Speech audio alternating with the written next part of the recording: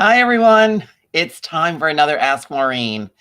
At the end of every month, I do these Ask Maureens where you can ask questions. This is streaming live to both YouTube and Facebook. Looks a little herky-jerky to me today, but hopefully it looks okay on your end. If you are watching this, hop on and say hi. Tell me where you're from.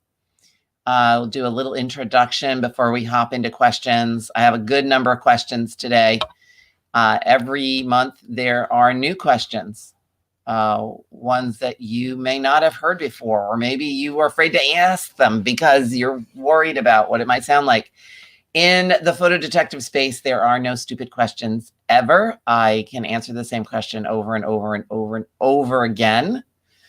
Let's see, what else? Love to see you. So hop on if you are around. There you are. I'm seeing people from everywhere.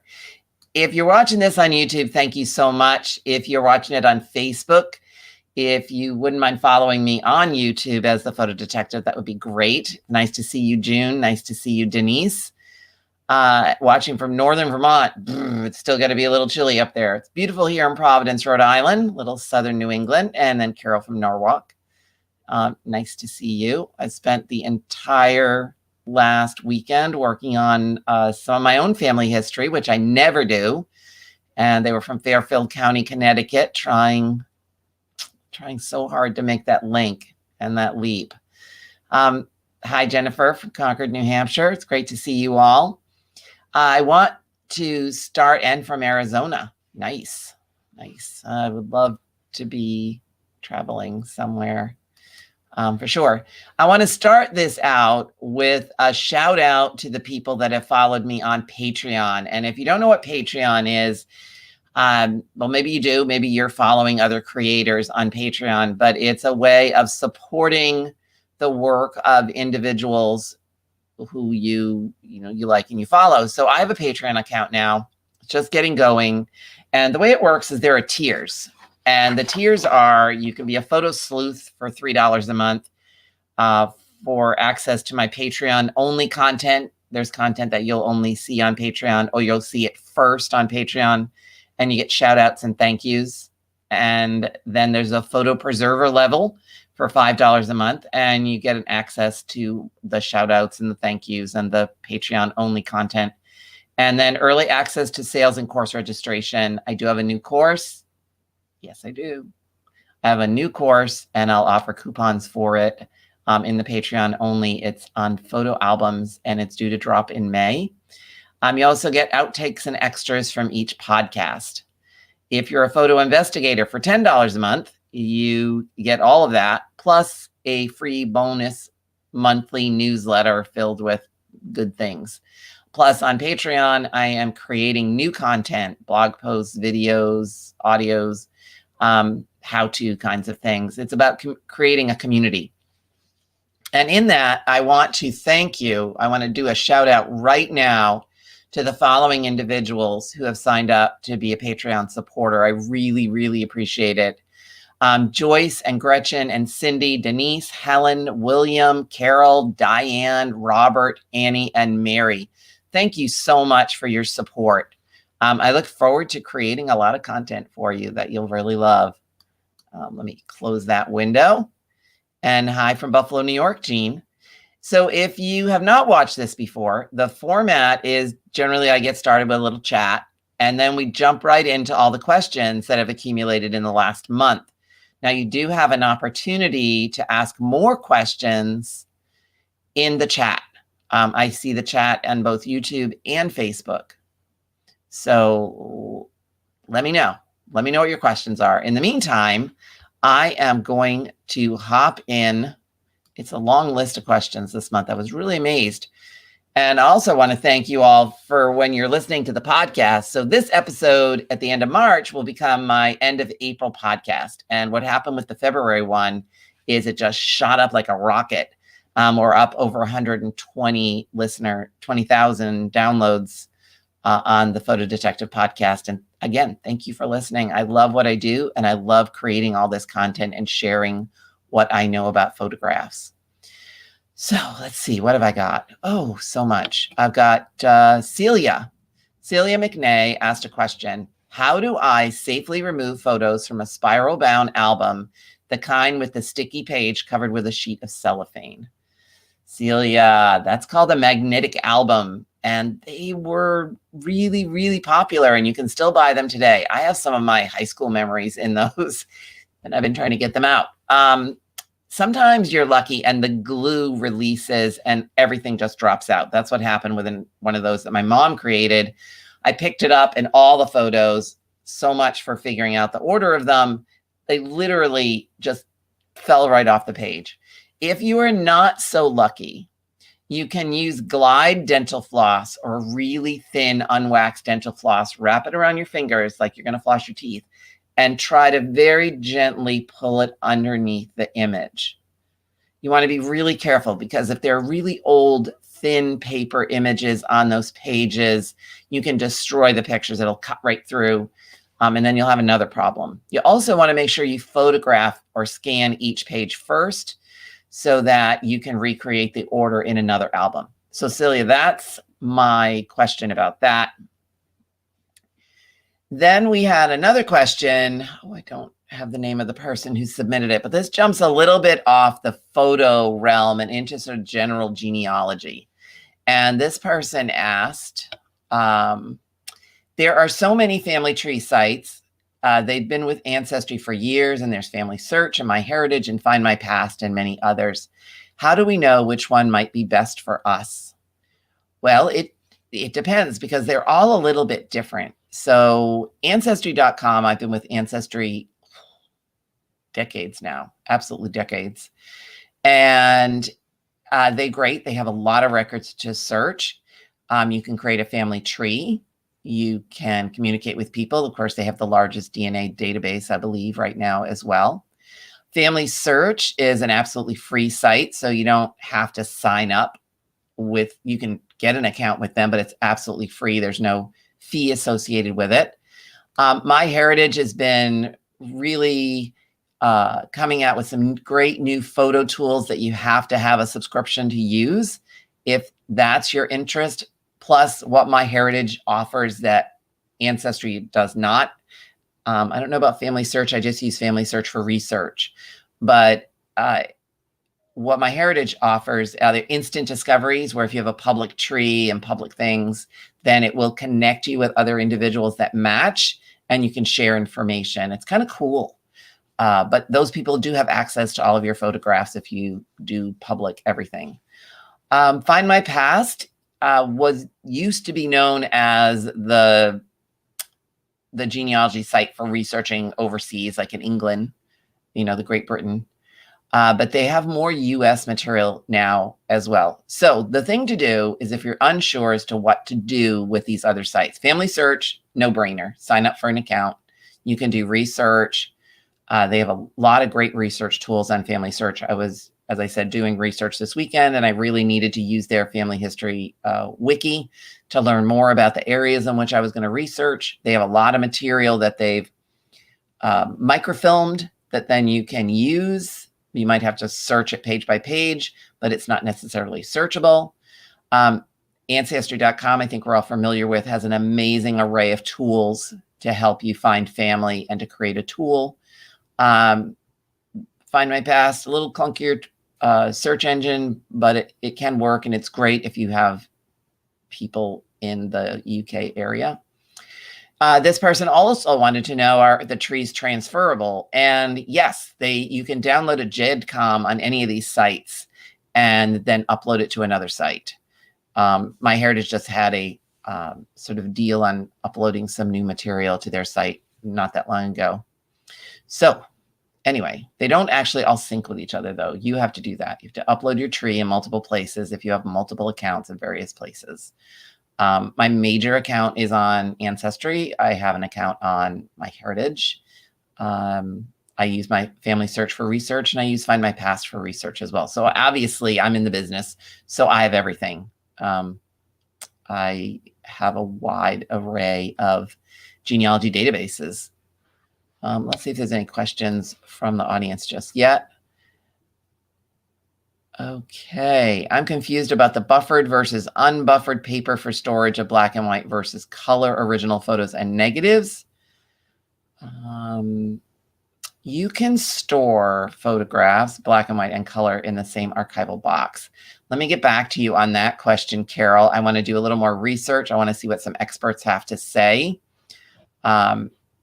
because the buffered versus unbuffered can make a difference, especially when you're storing certain kinds of material like fabric kinds of things.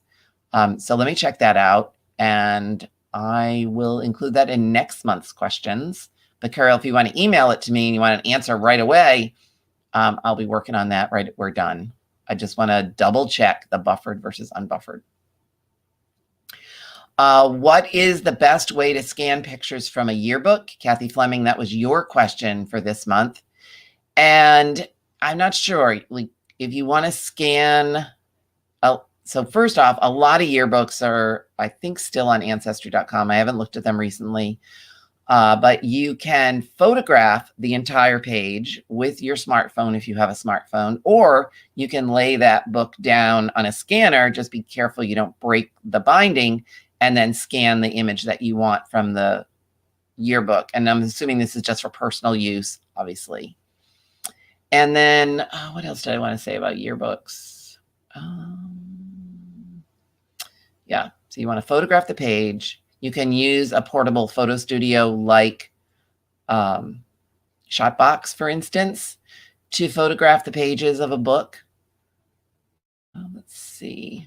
William Miller wants to know if I have any personal experience with, these are two different USB drives, and one is a photo stick or album saver.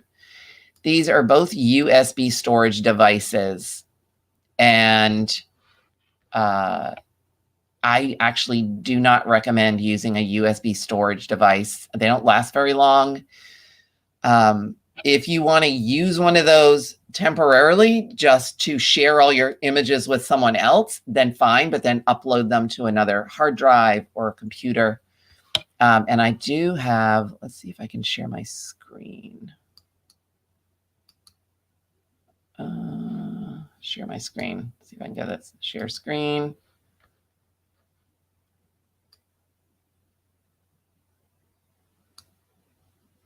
All right, I want to share the application window. Oh, no, it's not actually going to do that. So Chrome tab, let's see if that works. Nope, it's not doing that either. So anyway, here's the thing. I found, and I will put the link in the chat, a review of Album Saver versus Photo Stick. Now, again, I do not recommend using these, but if you want to know what the difference is, obviously there's storage and all kinds of stuff like that. That's the problem. That's the issue with those. But I don't recommend using them because they're not very stable for very long. And Elizabeth, you are absolutely right. I forgot all about the New England Historic Genealogical Society. I also have a subscription there. I used to work there for a number of years. And they have nice features as well. So sometimes, so here's what I do. I have multiple windows open, and if I can't find what I need on one site, I often then go to another site and search the same information to see if the search engine works a little bit differently. So if I can't find something on Ancestry and it's a New England record, then I'll go over to the New England Historic Genealogical Society site, American Ancestors, and search there. And sometimes I'm able to find something that I couldn't find on another site. And I don't know why, but it works, and it works for me. And I often have, 6 tabs, 7 tabs open at the same time when I'm doing the research. All right, let's go back to the questions.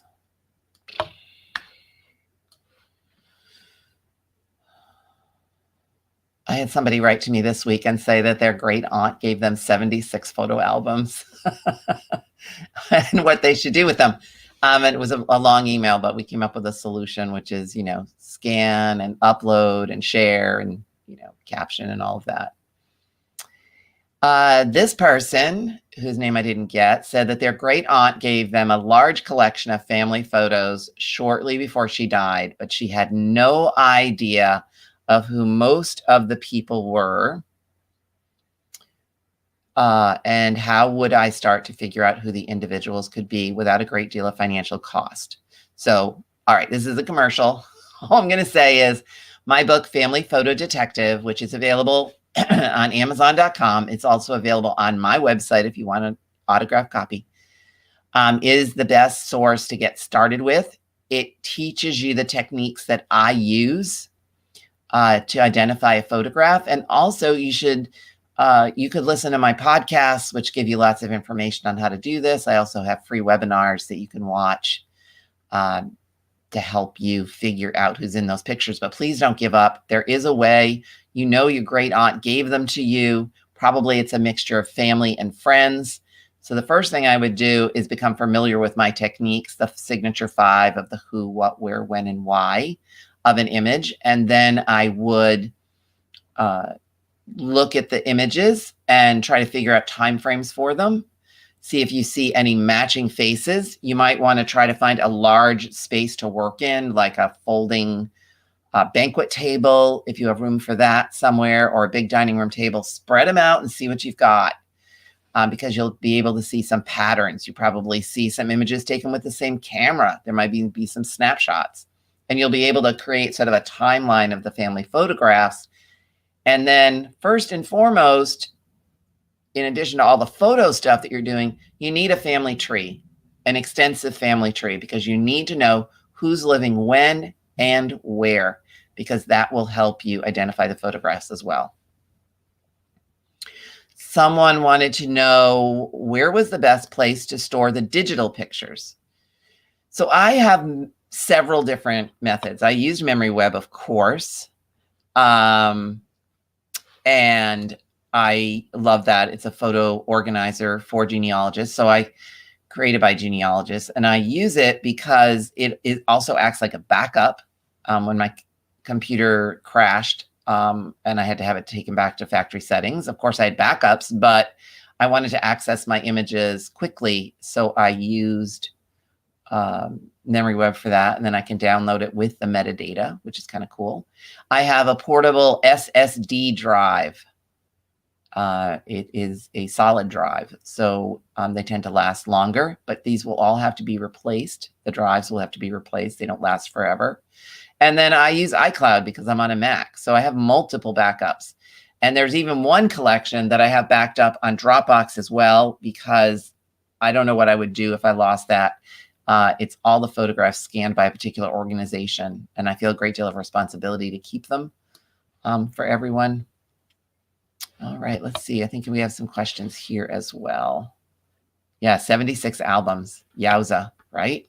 That's going to take him a really long time, but he's up for the challenge. You had a question. Oh, yeah. Exactly, Elizabeth. You emailed me and said that people were sort of razzing you about the photograph of these little boys with long hair in about 1900 or a few years earlier. And I said they were not odd. This was actually styles. And this weekend, I'm doing a photo detective roadshow for the Eastern Washington Genealogical Society. And somebody submitted a photograph of little boys with long curls and a big curl on top of his head. So there was a children's book, The Little Lord Fauntleroy look is what that little boy is wearing, which included satin pants, banana curls, a little jacket, lots of ruffles on the shirt.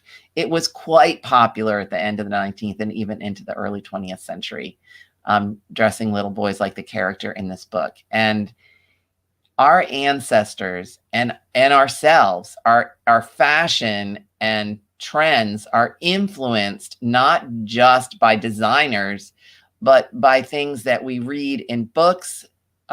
For us, movies, for our early 20th century ancestors, movies as well. The silent films of the 1920s gave rise to the smoky eye makeup that has almost not gone away. And so we find our inspiration in many different places. Fashion dribbles at us from various avenues. So Elizabeth, I hope that helps, but it was really great. So look up the book, Little Lord Fauntleroy, Francis Park Bergson, and you can Here's the thing. So the banana curls of that little Leroy look, at some point, and I can't remember exactly when, but notable citizens of New York City wanted to put a statue to her in Central Park, the woman who wrote Little Fauntleroy series. And some of the notable men of New York put their foot down and said, absolutely not. That fashion made our lives miserable, and we don't want to have any part of it. And we don't think that woman deserves a statue because of, basically that style. So it's very funny. All right, hold on. I'm going to get to a couple more questions. Robert, thank you. I hope you had a nice vacation. Do I post unknown photos on Ancestry? So when you post a photo on Ancestry, they pretty much are posted to or attached to a person. Now, that doesn't mean you couldn't attach a whole lot of images to that person if you're pretty sure you know that was part of their collection. You could do that and put unknown photos up. I'm not sure what it would get you, though, because you wouldn't be able to tag them. That's the problem. So in an upcoming podcast called America's New Pandemic Hobby, I'm talking about the desire everybody has. I'm getting so many emails to reconnect these photographs with living descendants. So people are buying more stuff online and trying to find a connection. There's a woman who used a Google Drive to do that. Facebook is a great place. You could do a family page on Facebook. Say this is the Taylor family photos, because that's the surname, and then create albums of your unidentified images and ask family members to weigh in on who you think they are. You can also link, to some people on your family tree there. You can do a lot of stuff like that. I do not put unidentified images on Ancestry. I don't put very many of my images on Ancestry, just a couple, like a profile picture kind of thing. Somebody asked where their pictures were in Picasa. I used Picasa for a long time. I actually represented the company in the very beginning, way back when. And it was fun, to learn more about Picasa and how it worked with Google. But they have not supported that program for a number of years now. There are some articles online that you can read to try to help you find your online photos, which supposedly were transferred into Google Photos, but not all. I didn't have mine that way. So Picasa was not a good backup. So if you're still using Picasa, it still worked until I upgraded my browser, my operating system, and it could no longer use a 32-bit program. It still worked just fine, but it isn't the best program to use today. There's lots of other programs, and I wouldn't recommend necessarily using Google Photos either. They're making some changes to what they keep and what they don't. It would be better to use something like Adobe Photoshop or Memory Web, Adobe Bridge, something like that. Someone wants to know how they can watch a class that they purchased from me. So when you go to MaureenTaylor.com, in the upper right-hand corner, there's a little login. It says log in. Now, sometimes that little banner pops up that says you have to accept cookies. Click that. And then under there, you'll see the login. Log in with your username and password. If you don't know your password, you can reset it. And then once you're logged in, you'll see this menu on the left, and courses is one of the options. You click that, then click the title of the course, then click the title of the lesson, and it's all right there. And there, when you're watching the class or a particular lesson, you'll even see a little materials tag, and that will be for handouts if there's one for that session. Phew. All right, one more question that was emailed me, and then I will get to your questions.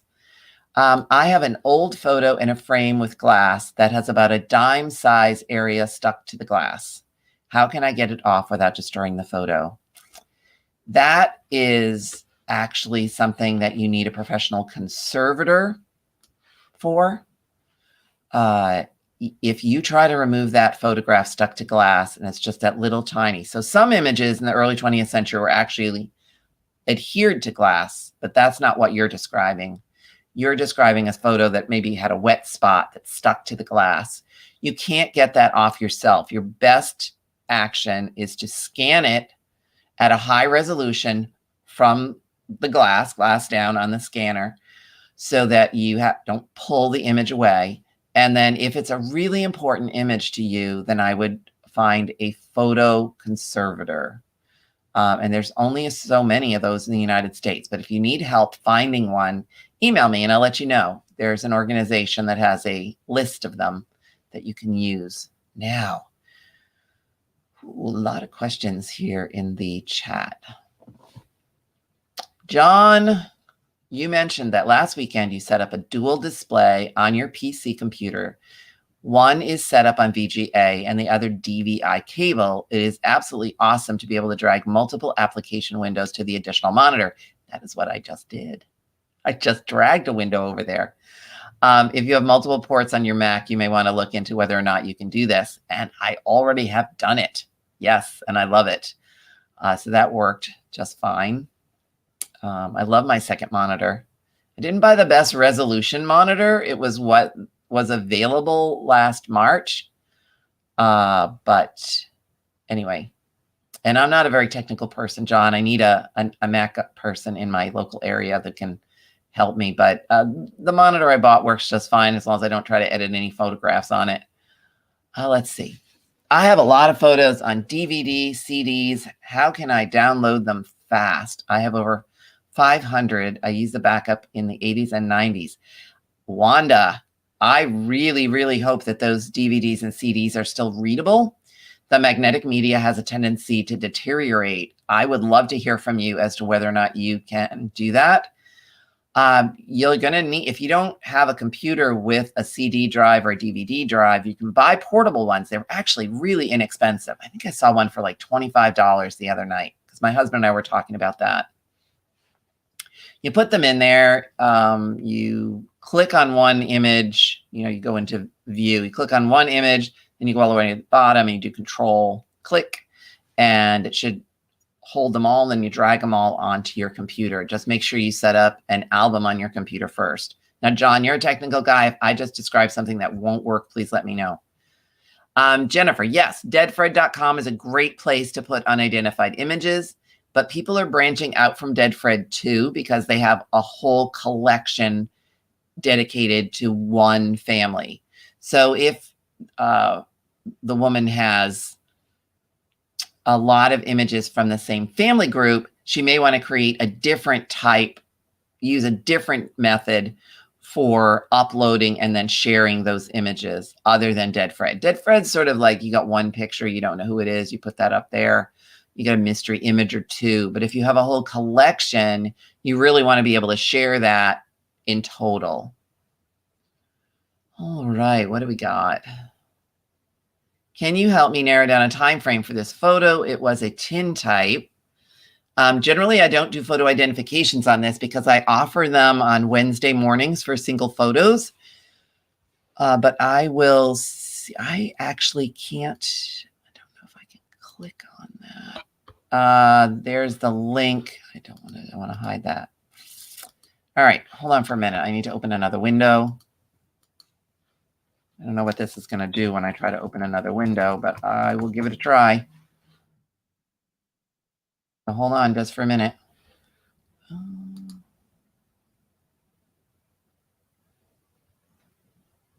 Ooh, it's doing something funny.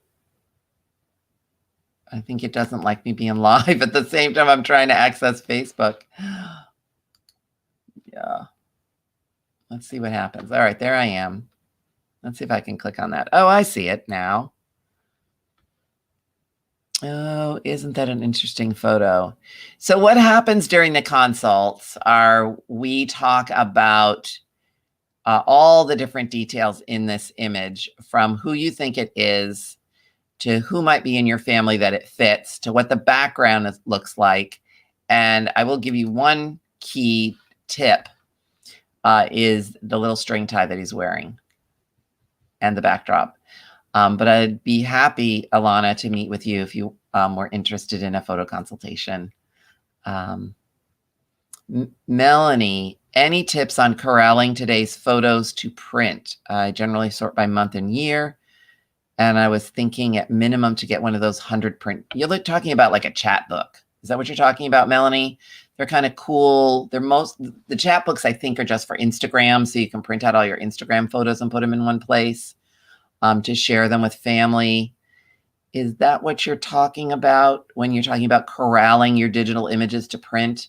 You can print good quality prints from your digital images using, there's so many websites. So you can use Snapfish or Shutterfly. You should definitely look at chat books. I've been trying to get them to do an interview for the podcast. Oh, we're trying really hard because I think this is what people want to do, right? They want to have the tangible photographs so that family can look at them. It's all well and good to have a lot of digital imaging, but you don't want to gather the family around your laptop to look at the pictures. It's just not as satisfying as sitting down with an album.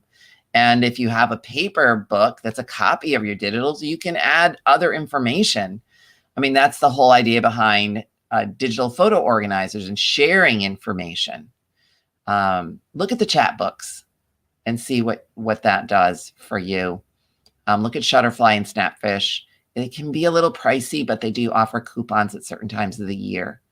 And then you have to arrange them. Or the story I like to tell is one holiday we were making a book for family. And of course, I went completely overboard. I laid the whole thing out using Snapfish. I put captions. I put them in order. I did a lot of stuff. And my husband had a whole bunch of family photos, just random snapshots from the last 20 years. And there was a populate automatically button. So it took me like 3 or 4 days to do this. And he just hit the automatic populate. And he had his album done in, no time and ordered. So it depends on what you want to do with them all, Melanie. But do let me know what you decide and how it works out, because I can feature that in a future Ask Maureen. All right. Well, guess what? We're just about at the end of the half hour. If anybody has any more questions, ask me. Alana, I hope to hear from you. MaureenTaylor.com. Just click the photo consult option. It's a cool image that you have. I'd love to help you figure out who it is and when it was taken. Anything else? You've had a hard time. Yeah, the photo books can be tricky to make. Faster for you to hard write. Well, here's the thing. So if you use Memory, I know I use MemoryWeb, but there are other programs as well. But MemoryWeb for me, I can upload my images. I can add all the metadata. I know that all that metadata is embedded in the digital image. And I know that I can export those pictures with the metadata printed beneath. So that might help you as well. So it wouldn't be like a fancy photo book that you've created, but it might be a notebook that you create with images, and then all the metadata is below it. And you can put captions and dates and locations and people and everything. Check it out. They do have a trial. And if you want to save 30% on a year subscription to MemoryWeb, use PD30 as your coupon code. And you'll save 30% off the year. And that's going to go away soon. That was sort of an introductory tip. All right. Thank you all so much. Robert, I hope to hear from you when you're settled again. Got that interesting family guy that I'm looking for, those naval records that I can't find anywhere and really need. All right. Thank you so much for joining me. Follow me on YouTube, Facebook to stay up to date. If you're interested, I do have the Patreon, and thank you for your support. And again, thank you to everyone that is already a Patreon subscriber. I got some great guests coming up on the podcast in April. Someone from the Concord Museum talking about a new exhibit. It's always my one revolutionary thing that I do in April. Who else do I have? So many good guests. And I've got a whole bunch more in the hopper ready to go. I'm editing them as we speak. I will talk to you soon. See you next month.